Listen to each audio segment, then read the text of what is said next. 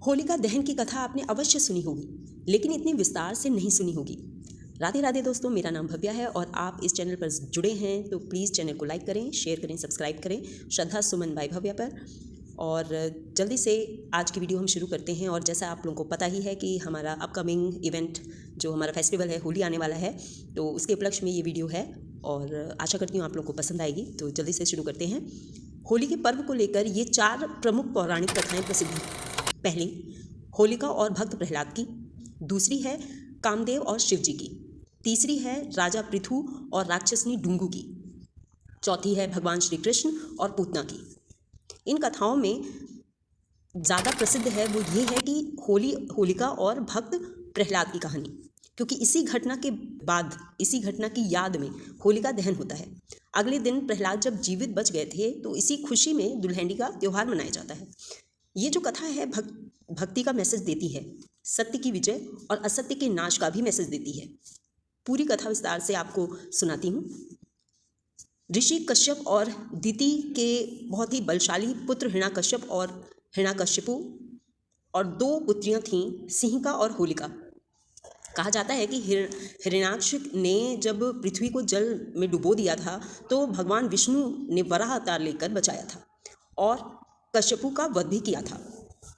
सिंहिका को लंका जाते हुए हनुमान जी ने मार दिया था। अब शेष बचे थे हिरण्यकश्यप और होलिका। ये दोनों असुर जो शक्तिशाली थे और ये कथा उन्हीं से जुड़ी है। हिरण्यकश्यप अपने स्वभाव में अहंकारी और अत्याचारी था। वो ब्रह्मा जी के वरदान से अजर और अमर होने का दावा करता था। अपनी शक्ति और समर्थ के बल पर उसने देवताओं से भी युद्ध किया, देवताओं का शासन समाप्त कर दिया और उसका क्रूर शासन जो था वो फैलता जा रहा था। उसने आदेश किया कि उसके अलावा किसी और देवता की पूजा की तो उसे सज़ा मिलेगी। किसी भी देवता की पूजा करना निषेध था, केवल उसकी पूजा करनी होगी। इसी बीच हिरण्यकश्यप की पत्नी कयाधु जो गर्भवती थी, इसी बीच देवताओं ने राक्षसों पर आक्रमण कर उसे हरा दिया। हिरण्यकश्यप त्रिलोक प्राप्ति के लिए ब्रह्मा जी की कठिन तपस्या में लीन था। उसकी तपस्या ब्रह्मा जो थी, जो उसने तपस्या की, उससे ब्रह्मा जी प्रसन्न हुए और वरदान देने के लिए रेडी हो गए। हिरण्यकश्यप ने अमरता का वरदान मांगा, लेकिन ब्रह्मा जी ने स्पष्ट किया कि अमरता का वरदान केवल देवताओं के लिए है, इसलिए तुम्हें वरदान नहीं मिल सकता। फिर हिरण्यकश्यप ने कुछ विशेष वरदान मांगे, जिसमें ये था, उसने कहा कि आपके बनाए हुए किसी भी प्राणी, मनुष्य या देवता, दैत्य या किसी अन्य प्रजाति से मेरी जो मृत्यु है वो ना हो। मैं समस्त प्राणियों पर राज करूँगा। मुझे कोई ना दिन में मार सके, ना रात में, ना घर के भीतर और ना बाहर, ना आकाश में, ना ही पाताल में, और ना किसी अस्त्र से, ना किसी शस्त्र से। ब्रह्मा जी ने कहा तथास्तु। और ये जो विशेष इच्छाएं थीं, एक प्रकार की अमरता थी, जिससे कि असुर बहुत ही स्ट्रांग, बलशाली हो जाते थे। हिरण्यकश्यप को मिल गई। और जैसा कि मैंने पहले कहा था कि कयाधु गर्भवती थी। देवों ने असुरों पर आक्रमण किया। देवर्षि नारद ने इंद्र से कयाधु को छोड़ने का आदेश दिया और महर्षि के आश्रम में उसे छोड़ दिया। महर्षि नारद ने कयाधु को कृष्ण भक्ति और भागवत ज्ञान दिया, जिसके प्रभाव से गर्भ में पल रहा पुत्र प्रहलाद वो भगवान विष्णु का परम भक्त बन गया। कयाधु के गर्भ में पल रहे प्रहलाद ने देवताओं और भगवान विष्णु के प्रति श्रद्धा और भक्ति पाई। हिरण्यकश्यप को ये पता नहीं था कि पुत्र प्रहलाद जो है वो भगवान विष्णु का भक्त बन जाएगा, और ना ही ये विष्णु जी को पहले पता था कि प्रहलाद मेरा भक्त है। जब प्रहलाद का जन्म हुआ तो वह हर समय भगवान विष्णु का स्मरण और बड़े होने पर अपने मुख से भगवान विष्णु के नाम का उच्चारण करने लगा। ओम नमो भगवते वासुदेवाय नमः। उसने अपने बेटे को बहुत बार समझाया कि विष्णु पूजा बंद कर दे, लेकिन उसने ये कहना छोड़ा नहीं और उनकी पूजा निरंतर करता रहा। भगवान विष्णु के प्रति अपने विश्वास को और अडिग करता चला गया। हिरण्यकश्यप ने बहुत प्रयास किया, विष देने का प्रयास किया, तलवार से घाव देने का प्रयास किया, उसे पहाड़ियों से फेंकने का भी। भगवान विष्णु की कृपा से उसके ऊपर कभी कोई संकट नहीं आया। हिरण्यकश्यप को ये चिंता हुई कि अगर ये जीवित रहा तो लोग जो भगवान विष्णु की भक्ति करना शुरू कर देंगे। उसी समय जो हिरण्यकश्यप की बहन होलिका थी वो वहाँ आई।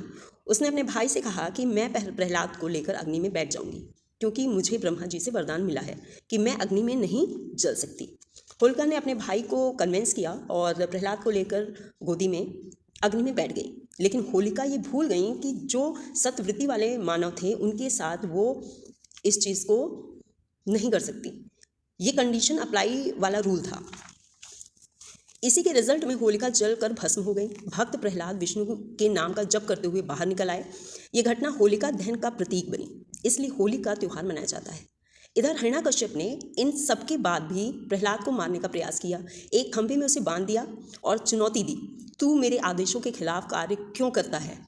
प्रहलाद ने कहा कि आप अपना असुर स्वभाव छोड़ दीजिए, सबके प्रति समानता का भाव रखिए, यही तो भगवान की पूजा है।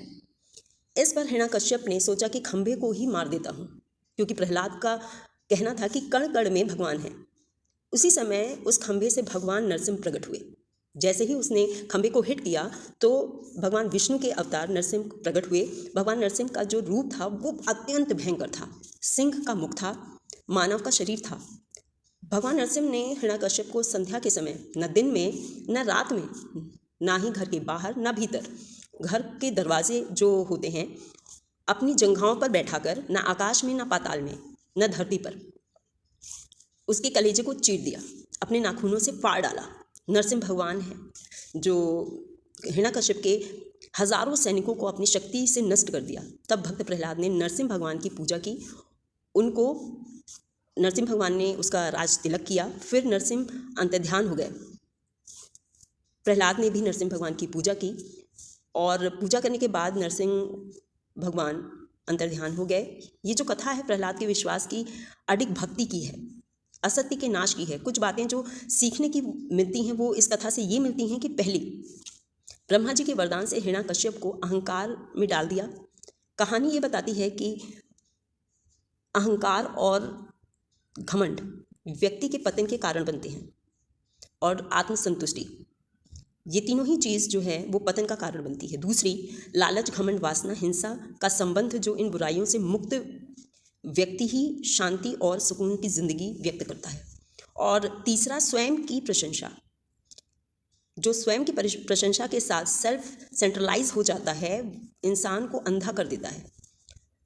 प्रोस्पेक्टिव को लिमिटेड कर दिया जाए तो एक बात और है कि प्रहलाद पेशेंस का सिंबल है। उनके पिता ने बहुत अमानवीय व्यवहार किया, लेकिन प्रहलाद ने हार नहीं मानी। तो इस कथा से हमें इन सब बातों को ध्यान में रखते हुए अपना व्यवहार में कुशलता और हमेशा भगवान के ध्यान को और भी गहरा करना और अपने विश्वास को और मजबूत करना सिखाता है। तो आज की वीडियो में बस इतना ही दोस्तों। नेक्स्ट वीडियो आपके लिए मैं बहुत जल्द ही ले आऊँगी। आशा करती हूँ ये वीडियो आपको अच्छी लगी होगी। तो अगर अच्छी लगी है तो यूट्यूब का रूल है कि आप लाइक करें, शेयर करें, सब्सक्राइब करें दोस्तों, और इस वीडियो को आगे बढ़ाएं। और तब तक के लिए Radhe Radhe. Thank you for watching. मिलते हैं नेक्स्ट वीडियो में।